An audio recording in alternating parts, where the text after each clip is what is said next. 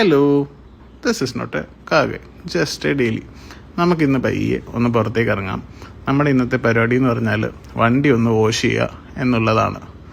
ഞാൻ usually wash ചെയ്യുന്ന car wash ഇപ്പോൾ ഓപ്പറേഷനല്ല, അതുകൊണ്ട് കുറച്ച് നാളായി വണ്ടി ഒന്ന് പ്രോപ്പറായിട്ട് വാഷ് ചെയ്തിട്ട്.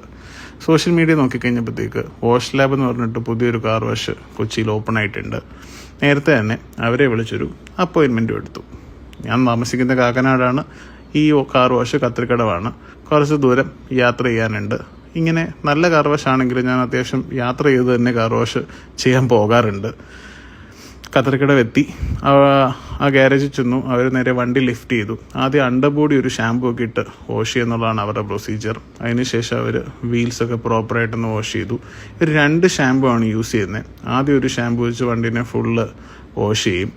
അത് എന്നിട്ട് കളഞ്ഞിട്ട് വീണ്ടും അടുത്തൊരു ഷാമ്പൂവും കൂടി ഇട്ട് വാഷ് ചെയ്യും. ഹൈഡ്രോഫോബിക് എഫക്റ്റ് കിട്ടാൻ വേണ്ടിയാണ് ഇതെന്നാണ് അവരെന്നോട് പറഞ്ഞത്. ഏതായാലും വാഷ് കഴിഞ്ഞു. അവർ എയറൊക്കെ അടിച്ചു. എൻജിൻ ബേ ഒന്ന് പ്രോപ്പറായിട്ട് ക്ലീൻ ചെയ്തു. വൈപ്പർ വാഷർ ഫ്ലൂയിഡ് ഫിക്സ് ചെയ്തു. ഇറങ്ങാൻ നേരം അവരൊരു എയർ ഫ്രഷ്നറും തന്നു. ഞാൻ നേരെ പുറത്തേക്ക് ഇറങ്ങി. ഞാൻ വണ്ടി കഴുകിയ അന്ന് മഴ പെയ്യുമെന്നാണ് ശാസ്ത്രം. കൊച്ചിയിലാണെങ്കിൽ നല്ല ബ്ലോക്കും ഉണ്ട്.